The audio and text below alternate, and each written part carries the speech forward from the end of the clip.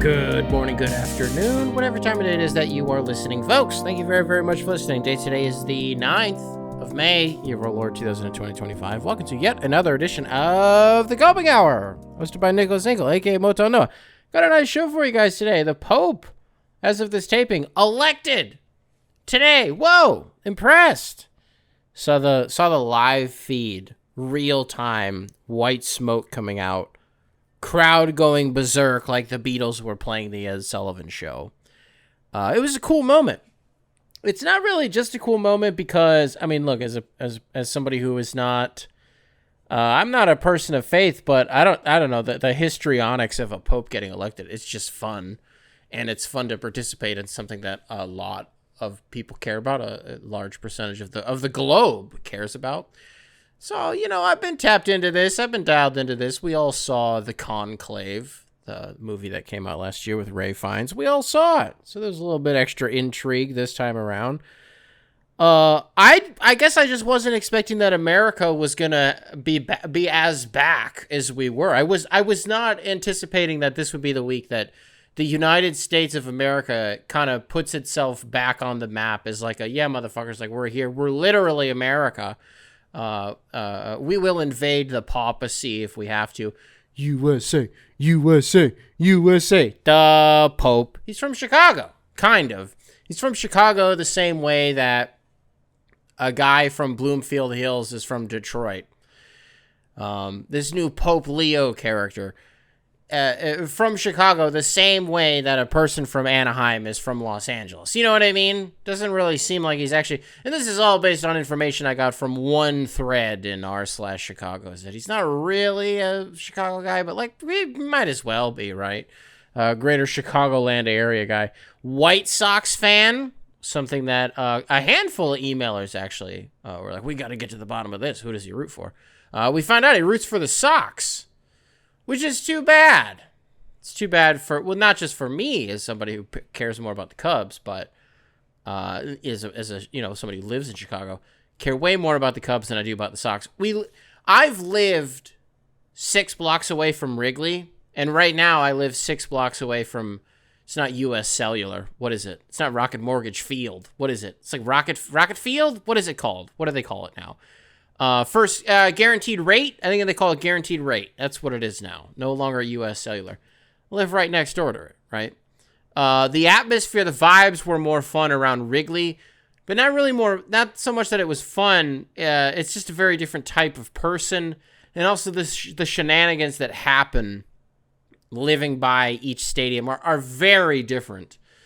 But regardless, I'm not going to root for a divisional rival in the White Sox. I'm just going to root for the Cubs, right?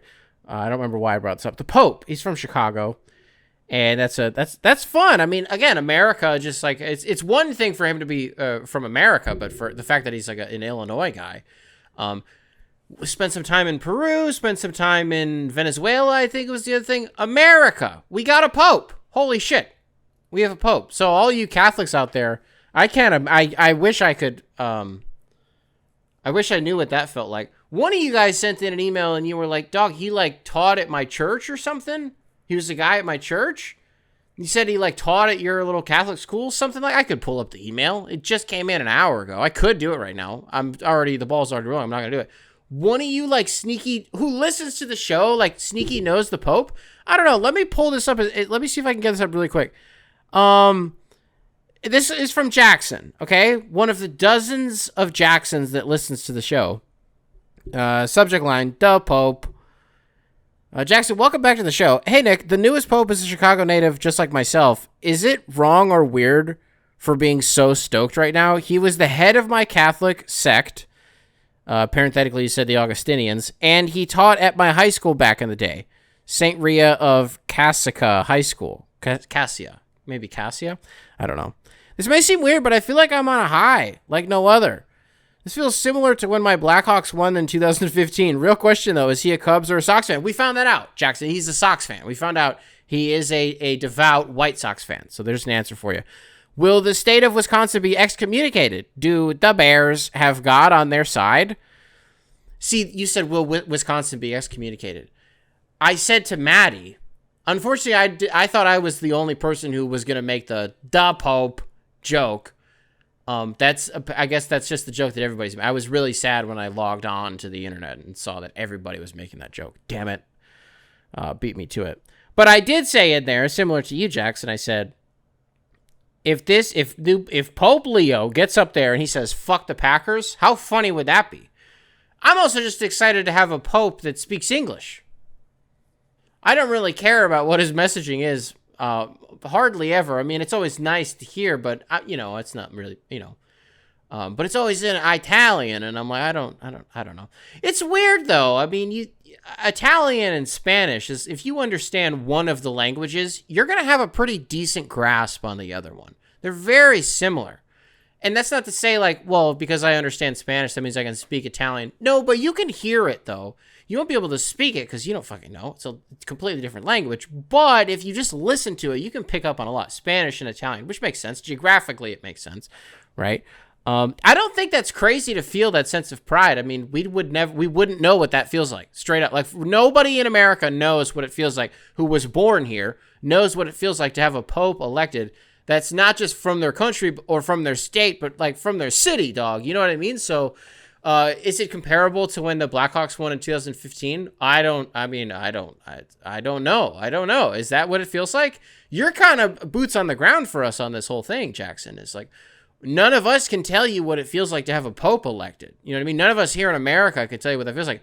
We don't know. And so if that's the pride that you feel, you're sort of this is a very much a Sputnik moment for Americans. It's like, this is what it feels like to have a pope elected, somebody who came from your home country. You've never felt this before. Nobody in America has ever felt this before, and we are all experiencing it for the first time. If you ask me a week from now, I'll probably say something to the effect of like, I don't care. I literally don't care. Right now, it's pretty cool. I don't know why it's so cool to me. This is a similar sentiment to what Jackson was expressing. I don't know why it's so cool to me. I broke the news to two people today. I broke the news to two people that a new pope was elected. I broke it to my girlfriend. She's working from home today. In between meetings, she came out to say, "What's up?" to our son. And I said, "White smoke." And she's like, "Oh, they picked somebody?" Now, she had been going on all goddamn week about this conspiracy that she was reading about. And she was like, yeah, if this specific Italian pope gets nominated, then he'll be the last pope. She never really explained it in full to me, but she kept saying this is going to be the last pope if this guy gets elected, if this guy gets nominated. Okay. And so I tell her, I go, new pope, and a new pope just dropped, and she's like, was it the Italian guy? I said, no, it wasn't. And so I end up telling her, and I guess the prophecy is now broken, and the pope the papacy is fine. Okay. Well, the second person that I broke it to was a delivery guy. The reason that I told him was because I was showing him, my ID. I bumped the mic there. Sorry if that picked up. I was showing this delivery guy today my ID, while we were exchanging hands, goods and services. And we're standing there for 20 seconds in complete silence. I do the head nod like, oh, hey, what's up? It's me. And he goes, cool. And he gets out of his car and we meet. 20 seconds, nothing is being said other than like, hey, what's up? I just kind of broke the tension by being like, I'm not uncomfortable with silence, but I was just excited. The Pope, it just happened. We were like 15 minutes removed from it. I hadn't talked about it with anybody yet. And I said to this delivery, I was like, new Pope just got, the new Pope just dropped. And he was like, word? And I was like, yeah, it's actually a guy from America. And he said, oh, shit. He goes, I saw that. And he, kind of bullshits his way through it. He goes, he said, that's love. And I said, that is actually a guy from America. That is kind of love. Low key, isn't it, brother? We're speaking the same language here. I think the takeaway, he did not care. He was just being very nice to me. I think it might have been because I tipped him well. Let's get a ruling here. I think the order was $58. That's what I ordered, $58 worth of stuff. The tip was $14. That seems decent. That seems more than decent. I don't know what the percentage of that is, but that's at least 20%. $58, I tipped him $14. $58 total, I tipped him $14. Yeah. Although, man, I sort of have reached my limit with that a little bit, with the whole tipping thing. I am over it to an extent. It's not so much being anti-tipping as much as it is just like the blanketed anti, like, hey, why don't you just start paying people normal wages and so that they don't have to, you know what I mean? Sort of the age-old debate. I'm not the pioneer of this one. This is not a digital Paul Revere, a hashtag digital Paul Revere moment. It's not really that. But especially as you start to rely more and more on these delivery services, and then it just adds up. And it's a whole different conversation to do the thing that every hack comic in the world has ever done, which is like, how come when I go to Starbucks and they flip around the little tablet as telling me to tip $3, and I'm like, lady, all you did was take my order. Or like you go to a smoke shop or something and you buy a vape or you buy a pen or some bullshit, and they flip the tablet around and like, do you want to tip me 20%? And I'm like, dog, you for real made me feel like an inconvenience and kind of like rolled your eyes when somebody walked in here, period, and then you had to walk to the back room and get me like one thing. And out of this transaction, you want somewhere between $7 and $12. Go fuck yourself. How about that? For real. That's insane. That's a completely different conversation. But once we get into I guess it is different. I'm doing this spiel. It is fundamentally different when you're talking about like delivery drivers, because there's like an actual reason to tip them. Even if they were getting paid, you could be getting paid like $20 an hour. If you're driving 30 minutes in major city traffic, I don't think that you are an asshole for being like, can I get give me a little, you know what I mean? Like, wet my beak a little bit. You spend almost $60, you can give me 15. It's like, well, not everybody can give you 15. Not everybody can. Really opening up a whole can of worms here, because now I'm so. Are we figuring out this? Is this like a? Sorry, I'm really stumbling over myself here. Where I'm trying to go with this is, in past episodes here at the Coping Hour, we had like the Coping Hour goes from black and white to color television moment. I don't remember what we invented. Oh, we invented television is what it was, or maybe it was the internet or something. We just sort of invent scenarios and then realize that I'm losing myself. Really goddamn losing myself here. Almost over 10 minutes into this episode, we talked about the Pope for the entire time. Well, the real meat and potatoes here, ladies and gentlemen, with this new Pope being elected, is that he is not just an American. He graduated from Villanova. That's weird. It would appear, if you have not connected the dots on what I'm trying to say here, I think that we have gotten a declaration on behalf of the New York Knicks. I think they've been blessed. I think that we should have probably flagged that something was in the air after the first game that they won in Boston. Honestly, with just by the way that it went. Look, I mean, if the Pistons-Knicks series had gone 7 games, they would have played Game 7 on a Saturday, Knicks-Celtics tipped off on Monday. So it would have been 2 days of rest. So what did it end up being? The Knicks ended up getting, I think, 4. The Celtics had like 8.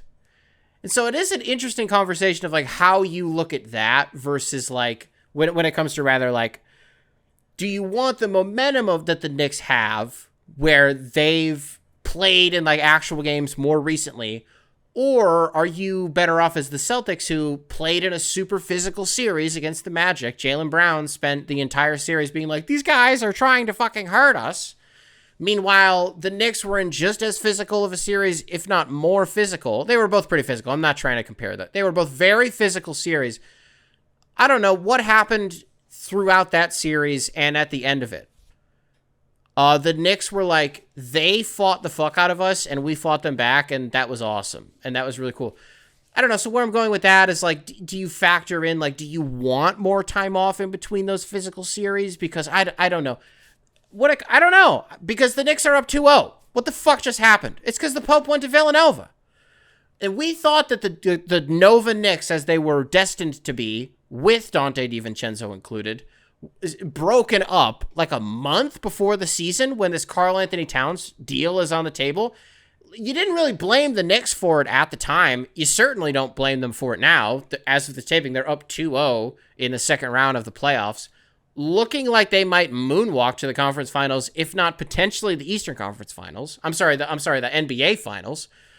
I don't know. I don't know. I don't know what's happening. I think part of this is, to me, funny because I'm loving just the internet sinking their teeth into like, oh, Boston is dead and this is very funny, and like the team that was the defending champs a year ago is like dead. But here's what I can't get out of my head, by the way, if I'm a Celtics fan. Okay, the Celtics get sold for, what is it, something $0.6 billion, $1 or $2.6 billion? Was it $3.6 billion? Billions of dollars that the Celtics are sold for like a month ago. Bill Chisholm. We did a segment about it on this show. And what we said on the show a month ago when this sale happened was, this is a dark omen for the Celtics. Because it's one thing to get sold to a guy who does not have a Wikipedia page, which at the time that the sale was completed, Bill Chisholm, new owner of the Boston Celtics, did not have a Wikipedia page. Private equity guys getting into the NBA is such a bad thing.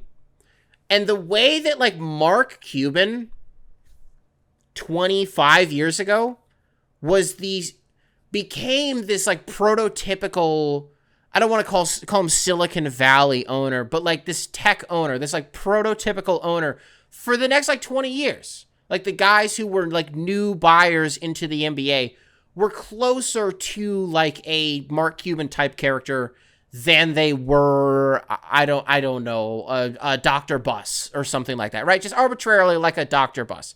That's not a good example, but you get what I'm saying. Like the conventional NBA owner, Mark Cuban very much shook things up, and the type of guy that was buying teams was different. I think the Adelsons may be something similar to that, and I think that once you get these like, I don't want to say real estate moguls, because real estate moguls have been in major sports and more importantly in the NBA before. It's not that different. Maybe it is Bill Chisholm that's the first one here. It's not good. I'm saying a lot of this. I'm really padding the word count here and not really saying the point that I'm trying to make. Why is it a dark omen for the Celtics? I just think that what you saw with the Mavericks and the Adelson / Patrick Dumont, I think that is going to be emulated. And I think that this will be a Celtics team that is looking to cut costs. And they're looking at the salary sheet. And 3 years from now, when between Jayson Tatum and Jaylen Brown, they're going to be making $140 million combined. They're going to be making $70 and $60 million a season individually. Two guys. They're going to make a choice. They just will. It's just going to happen. Even if, by the way, the Celtics weren't completely blowing it right now, and the way that this series is headed, if it goes 5 games, it would be, I don't want to say it would be shocking if it goes 5 games. These games have been close. Both of them have gone down to the final possessions of the game, right? It's just come down to like New York Knicks, like world-class defensive stops. The most recent one in game 2 was Mikal Bridges swatting, stealing the ball from Jayson Tatum. That's just like what they've been doing. But they've been in deficits, 16 points and 20 points respectively in these games, and they still come back. So I don't want to say like, oh man, the Knicks are going to sweep them. It's not going to be close. It's like the Pistons series in that regard, to the extent of like, even though the Knicks were up 3-1, the series wasn't 3-1. You know what I mean? Especially with the way that game 4 ended. So yeah, game 4 with the Malik Beasley no call, it could have been 2-2. You know what I mean? So the margins are still very much razor thin. It doesn't matter how the Celtics go out, is the point that I'm making here. Don't give ownership a reason, because they will take that reason. It's going to happen. And honestly, you know, as this entire premise is evidenced by what we just saw in Dallas. You're going to tell me, well, Nick, what if they don't have some... They come back against the Knicks. They win in 6 games. They win in 7 games. They make it to the NBA Finals again, 2nd year in a row. Well, then surely this won't happen. Dog, it literally, for real, just did. Less than a year ago. The Mavericks were in the Finals. They were playing in the NBA Finals. New ownership gets their hands on the team, and one of the first decisions that they make, but at the very least, the first major decision that they made was to get rid of their franchise player. And at least, at worst, 25% of the reason for making that move was money.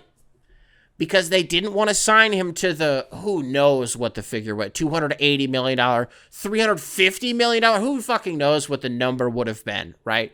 that they would have been eligible to sign Luka to. With all of the incentives that he's cashed and owning his bird rights, and they would have been able to pay him the world. But they didn't want to. No matter how much of a percentage it was at least a piece of the puzzle. Again, don't give Celtics ownership. Don't give this Bill Chisholm character a reason. But it doesn't matter if you give him a reason or not. Because it can still happen. And I don't know. I just think they're dead. I just think they look sad. I don't know how this series is going to end. Again, I don't think the Knicks are going to sweep the Celtics. Right? But like, because the games have been close. At the end of the day, they have been close. It's fun to watch a guy like Mikal Bridges, by the way, who isn't a superstar. But if you are told, yeah, this team traded 5 first-round picks, 6 first-round picks, 5 or 6 first-round picks for this guy, 5 of them, I'm expecting a superstar. He's not, but like he's worth it still. He's just worth it. Part of that has to be tied to the fact that he will never miss a game. I mean, he is the NBA's Iron Man. He's been in the league for like 3 years less than Joel Embiid, but has played like 200 more games. What? That has to be some of it. Would Mikal Bridges, doing everything that he does, knowing everything we know about Mikal Bridges, offensively, defensively, would he have been worth 5 first-round picks if he played 65 games? 17 less games a season. Is it 4 first-round picks? I'd go down to that. For 65 games of Mikal Bridges, 5 is tough, but I'd do 4. Does that make sense? I don't know. I'm watching a Knicks team that clearly has some mojo. There's something in the air. I think you have to look at this new Pope character, and you just have to wonder, has something truly flipped? I'm watching Stephen A. Smith open up First Take, talking about how he loves Kendrick Perkins. He loves, I don't know who was on the set today. It's Kendrick Perkins, Windhorst. I don't remember who else. Schrager was hosting for Molly today, filling in for Molly behind the desk today. Stephen A's like, oh, I love all of you. I love the producers. I love the audience. He's talking about how he loves everybody. He's just in a great mood. Stephen A. Smith, super happy. I got to tell you, it really does make ESPN's programming suck dick. I'm sorry, Grandma, but for real, when like all of their talent are Knicks fans, it's not fun. It's not. This is the only hater shit I'm going to get off like about the Knicks, by the way. Because I would rather them win this series. This is like, I'm rooting for the Knicks, honestly. But I gotta say this, it was one of the things that pissed me the fuck off about the first round more than anything, was the media coverage sucked.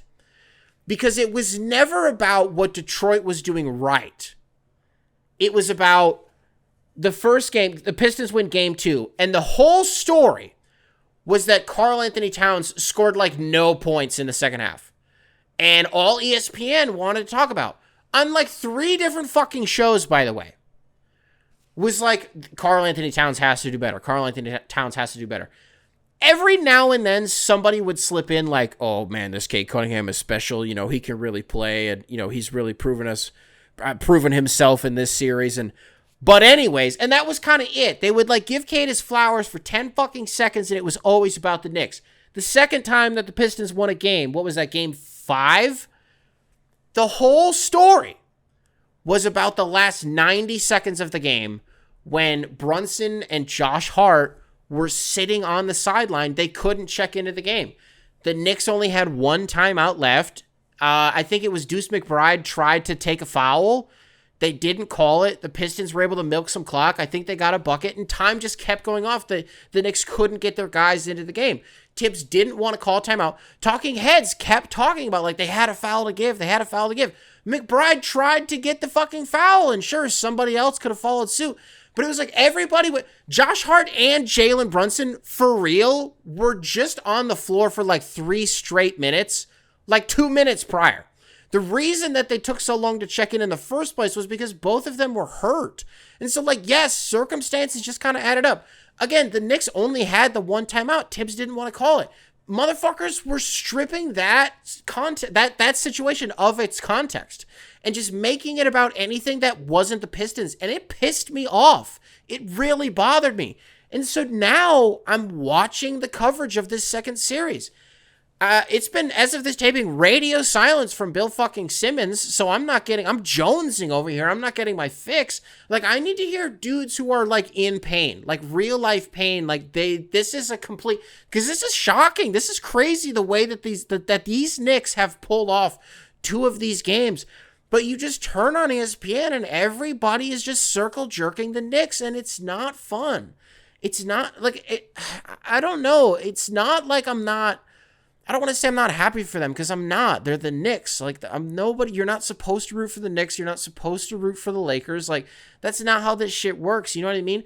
But they have like a really likable team. They just do. And so it's kind of hard not to like fall victim to what you've just been conditioned to believe, which is like, fuck the coastal teams. You know what I mean? I like Brunson. Yes, the flopping shit is annoying. I think he is like most wanted, like number 1 on the FBI list. Like, but my problem with it isn't that he does it. It's that how do I say this? My problem is that Jalen Brunson doesn't need to do the flopping shit, and he does. He is talented enough to get to his spots. His little mid-range game, his floater game, like, dog, he doesn't need to do the shit that he does. He would just be averaging. Look, I don't have it in front of me. I don't know how many free throw attempts Brunson averages a game. Probably somewhere between like 7 and 9 is what my guess would be. So, that's free throw makes probably is somewhere between 7 and 9. So you take 7 to 9 points off of his. I don't know. I just don't think he needs to do it, and it pisses me off. Where am I going with all of this? I don't know. I do think it's in the air for them, because then you look at the other side and you're getting like total whiplash from this Pacers-Cavs series. The first game was one thing. Wow, the Pacers just had another one of those sneaky, like, eat your heart out games.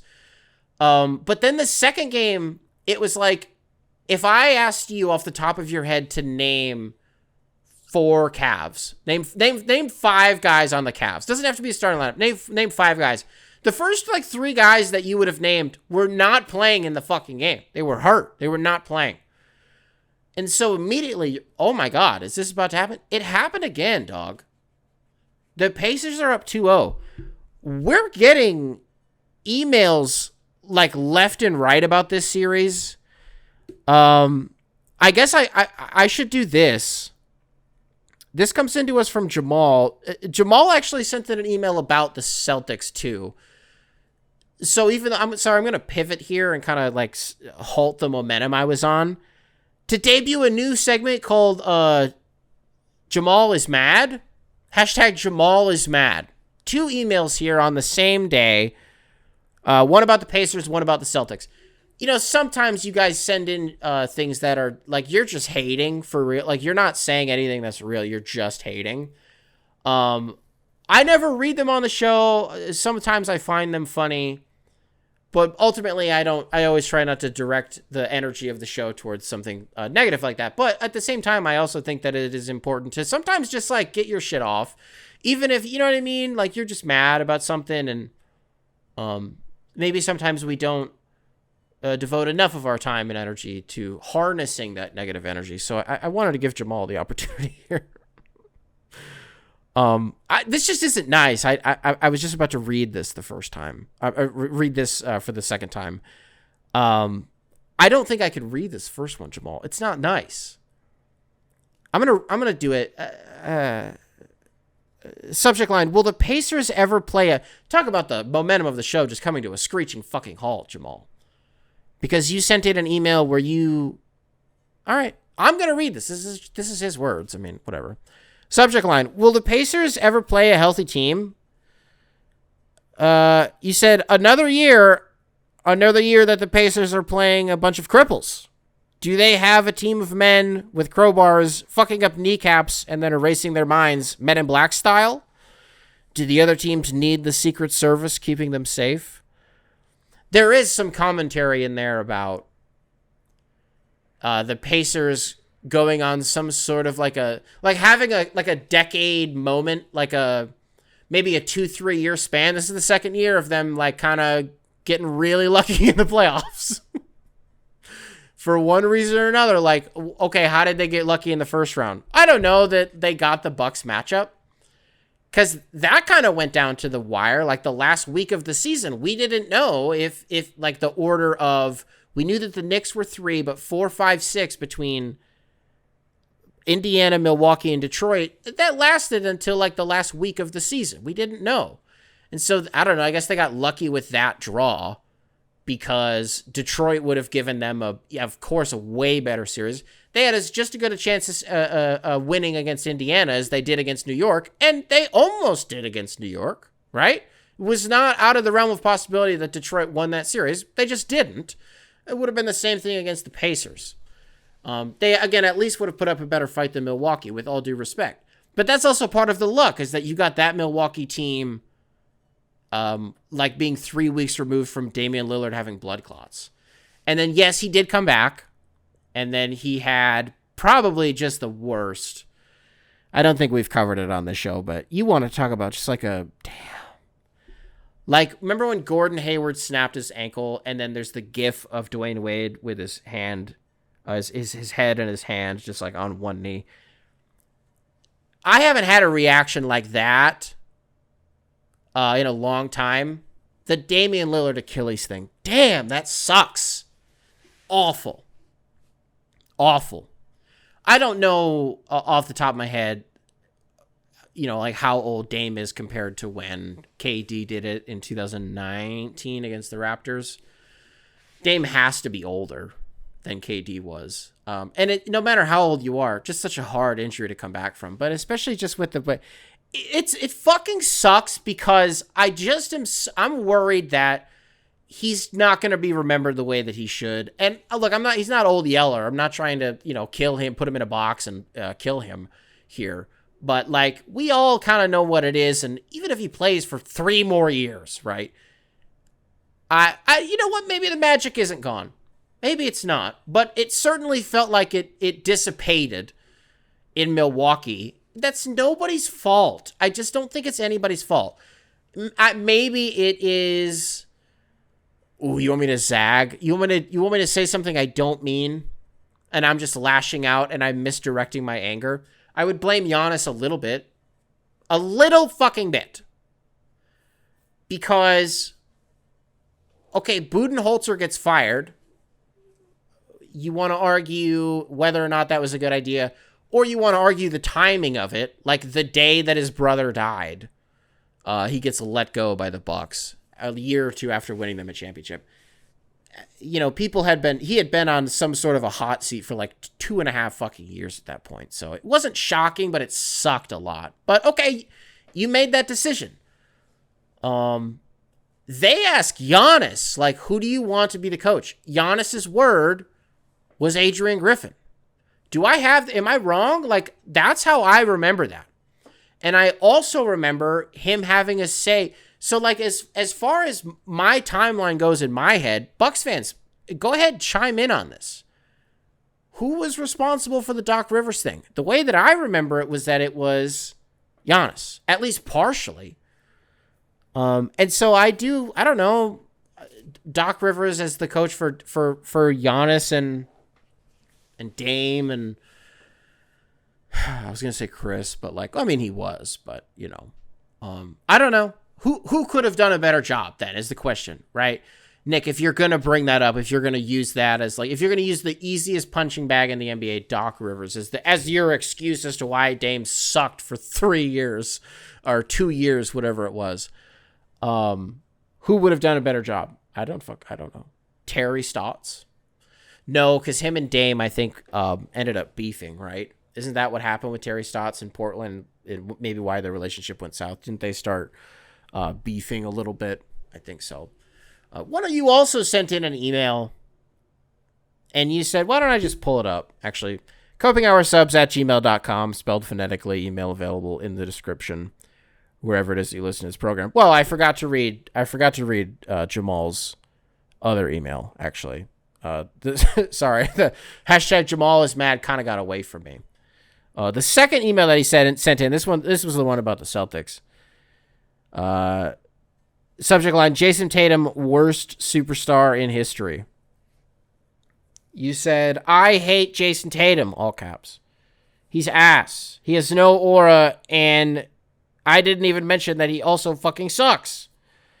He pads his stats against teams in the first round and then proceeds to choke every series after. If he was good, he would have 3 rings by now, but instead he fucking sucks, and the one ring he does have is from a weak-ass finals run. The Celtics, talent-wise, from top to bottom, are probably the second best team of all time. I get Porzingis isn't healthy, but they should just be better. Jayson Tatum makes me want to die. He's worse than Paul George, and don't even get me started on Paul George. In parentheses, he said, carried by Roy Hibbert in 2013 against the Heat. Close parentheses. Jayson Tatum should retire. Anywho, fuck the Celtics. I know you're pissed because the Pistons probably would have obliterated this fucking team. Didn't need to say that at the end. That's too bad that you said that, Jamal. This is another, man, sometimes you guys send in emails and I talk about you guys being haters. Sometimes you guys are such haters that you don't even say anything that's right, but I'm like, this is good hating at least. And that's kind of the only reason I wanted to highlight this one. Jamal, I don't agree with much of this. Weak finals run? I don't know. Look, I'm not trying to defend the Celtics here. Ultimately, I don't care. Fuck them. I don't care. But I just think it sucks when you kill everybody in the playoffs. And then everybody's like, well, but the conference sucked. I don't know. You could also not kill everybody. What if every single series went 6 or 7 games? And then you're going to be like, yeah, but I don't know. What do we say about that? Does it change because they've battled through so many tough series? And why? Because they play with their food and make everybody look like a JV team. Now it's the conference's problem, or it's the Celtics' problem. Did you want them to lay down because they're? And I don't know. It just doesn't seem fair. And they also sort of killed the Mavericks, like dead style. You know what I mean? So I don't know. Pacers were a good team last year. The Pacers, I don't remember how many games that series ended up going. Was it 5 maybe? Was it 5 or was it 6 against the Pacers last year? Celtics Pacers. I swear that the Pacers were in 4 of those games. Wasn't it most notably game 1 maybe? Where game 1 or game 3? I think it was in Indiana, I think. When Mike Breen did a double bang Jaylen Brown from the top left corner, or top right, shut up, Nick, to win the game, essentially. I believe that happened last year. Potentially a dream that I had, maybe a sequence that happened in 2K. Mike Breen not in 2K. Don't know what it could be. copinghoursubs@gmail.com, spelled phonetically. Email available in the description, wherever it is that you listen to this program. We got an email about Tyrese Haliburton that I don't know, there's something to be said here, maybe. So it comes to us from Marcel. Marcel, potentially welcome back to the show. Subject line, is Tyrese Haliburton owed an apology? Hey, Nick, I'll keep this one short and sweet. Tyrese Haliburton received the highest number of votes for most overrated player in the recent anonymous player survey. Since then, he's had some seriously clutch moments in the playoffs, thinking specifically about the tough layup over Giannis to close out that last series and the step-back 3 to ice Game 2 versus the Cavs. He's looked really solid this postseason and, in my opinion, deserves his flowers. Huge fan of the show. Thank you very much. Always keeping primary control in check, from Marcel. Very good sign-off there, Marcel. Nice. I think you're right. 100% I think you're right. When we did we spent an hour covering that anonymous players poll, maybe 2 or 3 episodes ago. When we got to the question that was most overrated player, dog, we also said why is it him? What is it about him that maybe people don't like? Because for me, maybe I'm just, the way that I look at this is dumb, but that to me, it doesn't have anything to do with hoops. That's I don't think people like who you are. And so then it's a reflection on your game. Because what about his game is overrated? Because the number, like, he sucked at the beginning of the year. He did. Is that what this is about? He was good for, he was the 2020 class, I think. He was good for 4.5 years. And then he sucked to start this most recent season with the Pacers. The first, like, 2 months, he was not good at all. It was like 0 for 100 from the field. Had, like, 2 assists. Wasn't getting to the line. Wasn't playing defense. Those steal numbers down, plummeted. But then since then, he's just kind of been Tyrese Haliburton. You talk about him performing in the playoffs. I couldn't name any off the top of my head that he had for the Pacers last year. I'm sure he had 1 or 2. I'm remembering what's crazy is the Pacers run last year. I remember more shit that Andrew Nembhard did than Tyrese Haliburton. Honestly, than anybody in the series. It was Andrew Nembhard. Because I remember him pulling up from like half court and being like, it's crazy when you watch a playoff series and you are able to identify guys in real time who are like doing it. And for the rest of your life, people will be like, this is the series that this guy grew up. Last year, Andrew Nembhard, after every single series, it was like, holy shit, this guy is going up a different level and you would have never have otherwise expected it. You know what I mean? Those stories are always fun to follow. But Haliburton this year, you talk about the drive that he had on Giannis to close out the series. I mean, dog, they're down by 7 with like 40 seconds left. And it's something, it's the same way that the Knicks are able to pull out games that the Pacers can steal them too, right? Don't let that team name fool you, dog. It's literally in the name. They're fast as fuck. That is what Rick Carlisle does. That is what Rick Carlisle has always done with his teams. I swear they have to be at the top of the league in like, is it pace? Is that what it would be? Just how, I don't know, just how fast they get up and down the floor? I don't know. Tyrese Haliburton, I don't know what it is about him that people think is overrated. Coming out of college, he was what? Ranked as the 3rd? On average, the 3rd best point guard in his class. 2020, it would have been Jamal. It would have been LaMelo, Killian Hayes, Tyrese Haliburton. Don't do revisionist shit. Don't lie to me right now and say that the average person didn't say it was Killian at number 2.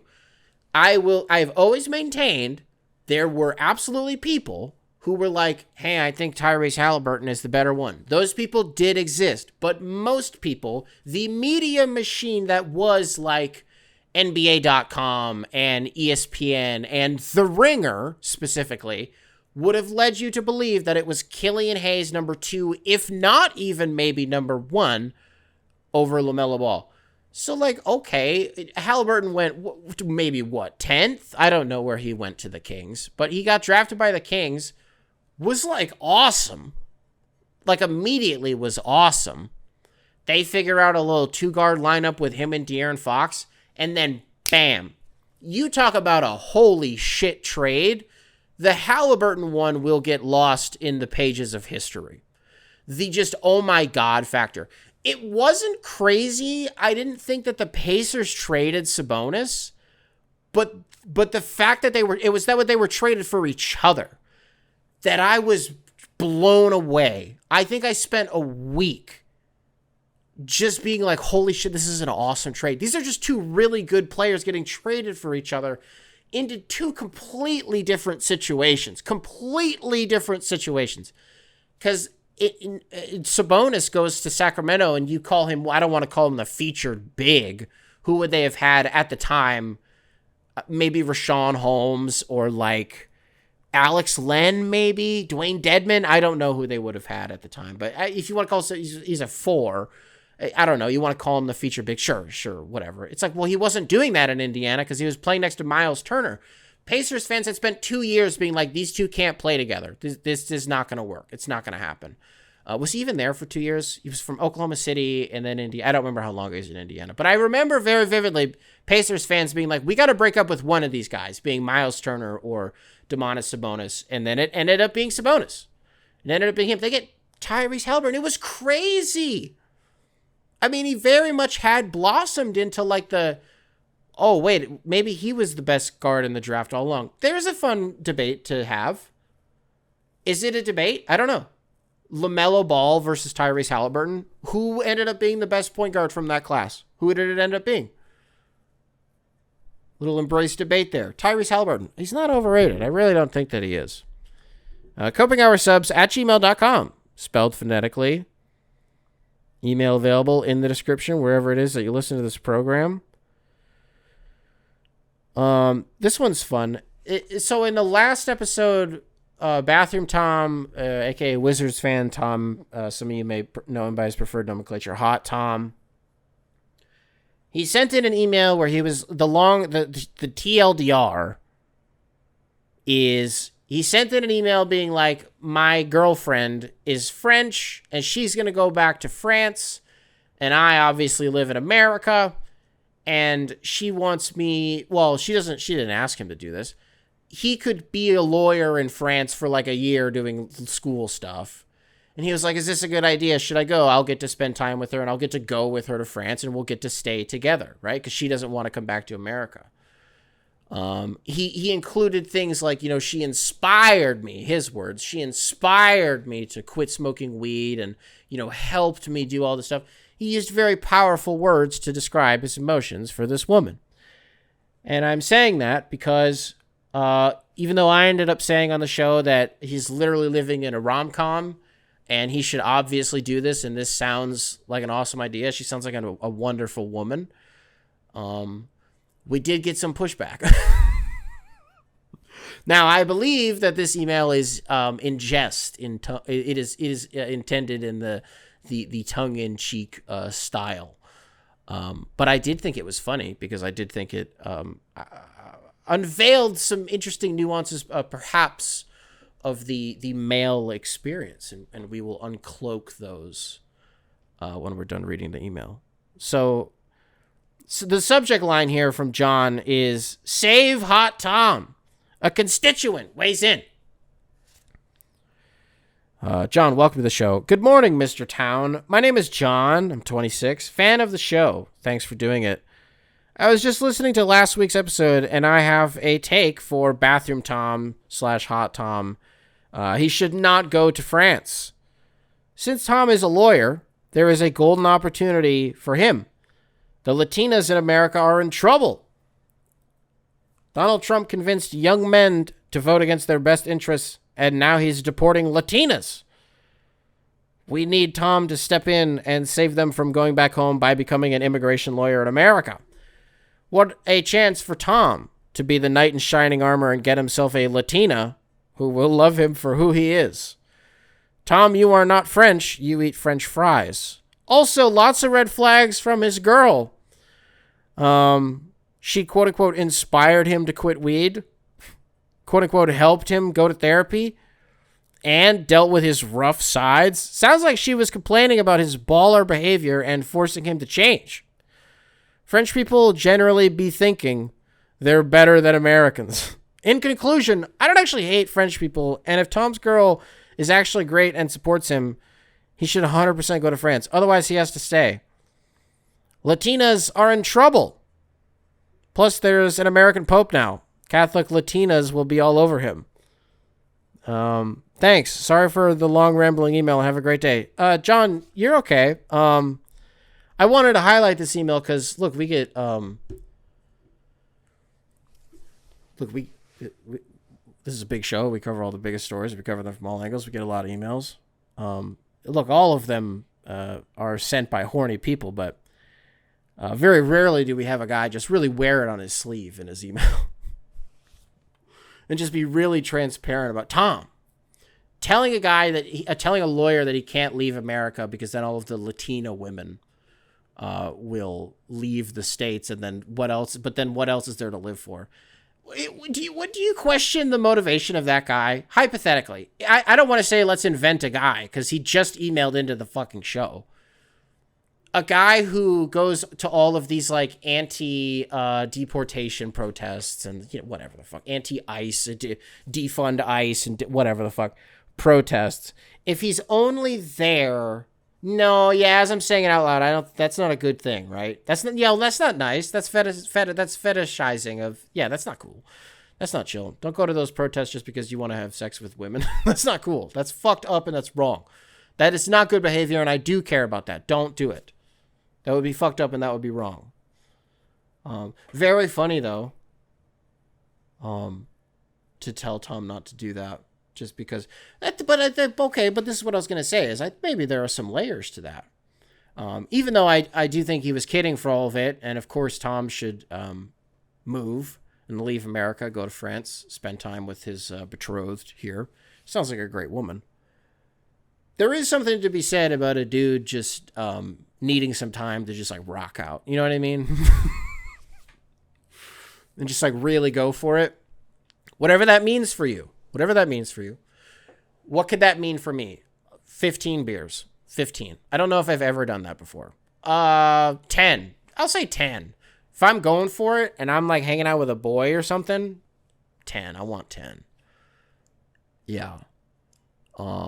Especially if you're going through something. That's just me living like a normal life now, and I don't get to go out at all. So the times that I do, like when I went out with one of my friends back in October. It was like my first time getting out of the house for real, since we had our son. We're like 6 or 7 months at that point, and we got so drunk. He texted me the next day, and he's like, "Dog, after like 9 p.m., I don't know what we did." And I was like, "We were out till like 4 o'clock in the morning." And I felt horrible because I remembered all of it. And I was like, oh. And I was like, should I not? I don't think I should tell him that he took a shit on Michigan Avenue. If you live in Chicago, here's some game for you. It's not really game, but you know where Sweetwater is? On this, it's right on the river at Michigan Avenue. It's like, but on the south part of the river. So just south of the river on Michigan Avenue. There's a restaurant called Sweetwater. He took a shit on the sidewalk across the street from there. It was like 2:30 in the morning, so there were probably cameras and stuff, but I don't know. We were like, at that point of the night, we were, I think usually when I tell this story, I bleep it out, but I think statute of limitations, I think I'm okay at this point. Again, this was, I'm not going to say again when it was. We spent the whole night just like walking into hotels and seeing how far we could get without getting fucked with. We hit probably like 10 hotels. We were just in ballrooms and people's rooms. Not like people's rooms who were staying there, but we were just seeing what rooms we could get into. Did that at Trump Tower. I stole so much shit from Trump Tower. I stole so much shit. I still have some of it. We like to collect water bottles here. It's a weird thing that we do. Like Maddie, she went to California. She went to like a week or two ago. Well, like 2 or 3 weeks ago. My girlfriend went to California. She went to the Skims store. Kim Kardashian store, and they like just give you a water bottle when you're shopping, and so she kept it, and that's like part of our collection. We have a Skims little, just like normal plastic water bottle, just says Skims. It's funny. I got a Trump International Hotel water bottle from Trump Tower. Took a picture of tried to steal a painting. It didn't work. We couldn't pull off the heist. It just wouldn't fit in our pants. We tried. It wouldn't work. I think we stole. I don't think I should keep doing this. Hey, well, actually, since we're talking about lawyers, here's a little call to action. I guess maybe we can end the show on this, right? So I don't know how to bring this up in a way that, I don't know. I just did 3 minutes on me stealing shit. So I guess it doesn't really, and like recently within the last calendar year, it literally doesn't matter. Okay. It's been a long time since I've put any new merch out, okay? Little call to action for all the lawyer constituents of the Coping Hour, okay? Ears up. I got something for you. The reason that I have not done merch in a couple of months is because I still have never gotten paid. I just have never gotten my money. Now, I did not withdraw my money from Teespring. I think we might be at 3 months now. It was February was when I withdrew it. And they said, word, give us like a week. I'll have to look back at it for sure. But I think it was like a week. We'll get it to you. I said, okay. That was 3 months ago. Now, I see people post on Reddit about this all the time. And they're not getting their money either. Okay? So what I've seen them do is send emails that are like, I'm going to sue you, And then Teespring is like, we're sorry. We don't want a class action style of lawsuit. First of all, you have no class, you get no action, and you definitely don't have any style. And you don't know the fucking law, Teespring. Well, the problem is that I tried to do the same thing. I tried to send them a scary email where I was like, I'm going to fucking sue you. And they sent me an email a week later, and they were like, we're under new management, and we'll pay you in the coming weeks. That was like 4 weeks ago. So here's what I'm asking is, I got correspondence with them, probably like somewhere between 5 and 8 emails between me and customer service at Teespring. I just need someone who will take my case. And really all I'm asking is that one of you lawyers, I would prefer that you have a law school email. Give it just a little extra juice. You know what I mean? I just think it gives it a little extra juice. That's all. Maybe it wouldn't be a good look for you. Don't take my case then if you don't think it's going to be good for you. You don't have to take it. That's okay. I'm just probing right now. I'm just probing, okay? Literally what I am asking is that one of you lawyers, I'll give you the contact. I will give you all of the necessary. I will give you my case number. I will give you the contact that I've been emailing. I think it's literally just a standard customer, but I will fucking CC you on an email, okay? And be like looping you in with my attorney. Hey, Patricia, just looping in my representation here, my legal counsel, hoping that they can get you up to speed with where we're at in this payment process. And what I need you to do is to write Teespring a fucking email that will give me my fucking money. Okay? Now look, I'm going to be transparent here. I'm going to give you all of my information, everything that I'm working with. I'm going to tell you, lawyers, okay? And you can email the show, copinghoursubs@gmail.com, spelled phonetically, email available in the description, wherever it is that you listen to this program. You can tell me if you're going to take my case or not, but I have to give you all of the facts, okay? We're not talking about that much money. It is like $500, okay? Which is a lot of money in the sense that, like, I would fucking certainly like my $500. Life or death, $500? No, but, like, it's $500. Like, yes, I want that, right? The whole purpose of us having that money is literally for, like, if something bad happens, we have this money. That's, like, what we've been saving it for. I withdrew it, like, 3 months ago because I was like, okay, this is like the break glass in case of emergency. We need this $500. 3 months later, I still don't fucking have it. Luckily, everything ended up being fine with the aforementioned situation. But it was an emergency, and I thought we were going to need it, and then I didn't have it, and I'm still waiting, okay? Is there anything else I need to tell you? I don't think so. Do you get what I'm asking? I just need you to use the American language to our advantage. Compensation, it's like $500. I'll give you $25. $25. It's one email. It's one email. I'll Cash App you. I'll Venmo, PayPal. I'll do whatever you want. Depending on the efficacy of your email, it will be between $20 and $25.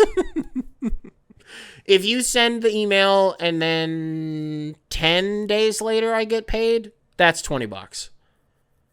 7 days, maybe. I don't know. Depends on what day of the week you sent the email. But under a week, you get $25. Hey, it's one email. Bathroom Tom maybe gets first dibs on that, you think? Tom, do you want my case? I don't know, by the way. Just keep an eye on your emails, because once I email one of you back about this, because I know one of you will. Even if it's one of you, I want my money. I want my money. I'm tired of this. And that's been a whole other thing. I'm sorry. I was going to say, if Tom wants my case, it's probably his. I'll have an update on this maybe by Monday.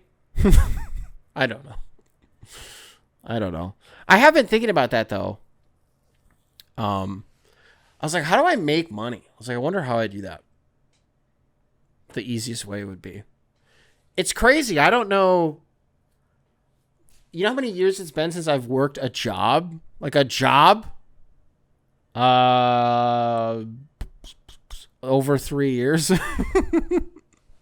And then that was my goofball job that I worked at for a year.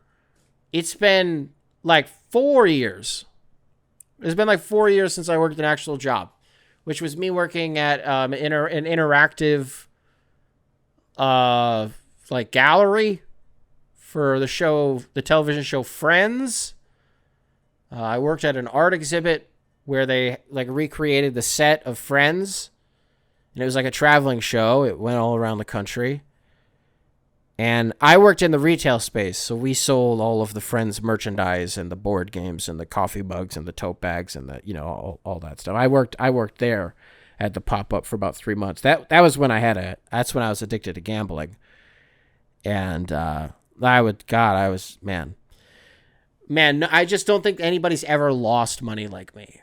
It is fun to look back on and just how committed to it I never won. I didn't get anything done at my job, despite being their best employee.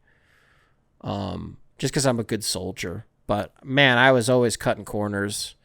I'm the corner cutting king. And such is life. I don't know. I've just become so judgmental. This has nothing to do with what I was talking about. I've just been so judgmental of people lately. I don't know if it's maybe Gemini season on the horizon. I don't know if it's something like that. You know, I'm sort of aligning with the sun, so to speak. Alrighty, folks. I guess I ran out of steam. Did you feel that too? If you are listening to this on Spotify, there was a big very mini civil war, rather, like a week ago, maybe. A lot of people emailed me being like, I don't drink my milk after cereal. That's insane. They're like, you're nasty for that. A lot of people who don't drink their post-cereal milk, or just like don't drink milk at all, which that person exists. I'm not shocked to learn. I know that person exists. I know those people who like don't drink milk. They think it's wild. I mean, if it's 2:30 in the morning and you have that unquenchable thirst, you know what I mean? You wake up in the middle of the night, and most people are like, oh, and you chug some cold water at like, you know, or even room temperature water at 2:30 in the morning, like a fucking whale. Yes, for sure. Like, agreed. I'm not going to push back on that. But like milk is also really, really good for that too. I love doing that with milk. But I'm not allowed to get milk for the same reason that I'm not allowed to get cereal. Is if I get a gallon of milk, I will drink it in a day. And then my stomach's going to hurt. And then I'm going to get upset. You know what I ate today? I mean, you talk about a pre-show ritual. Athletes are superstitious. They eat the same meal before every single game. You know what I had before today's show? All I really ate today was like the ice cream drumsticks with like the chocolate covering on top with the, you know what I mean, with the nuts. I ate 3 of those. And then I had like 3 or 4 beers right before the show started, which is pretty standard, at least on the beers part of it. I don't know, Spotify. Apple Podcasts. What's up? If you're watching this on YouTube, be sure to leave a like, subscribe. Nice little comment for the algorithm. Make sure to keep primary control in check. And I will catch you guys in the next one.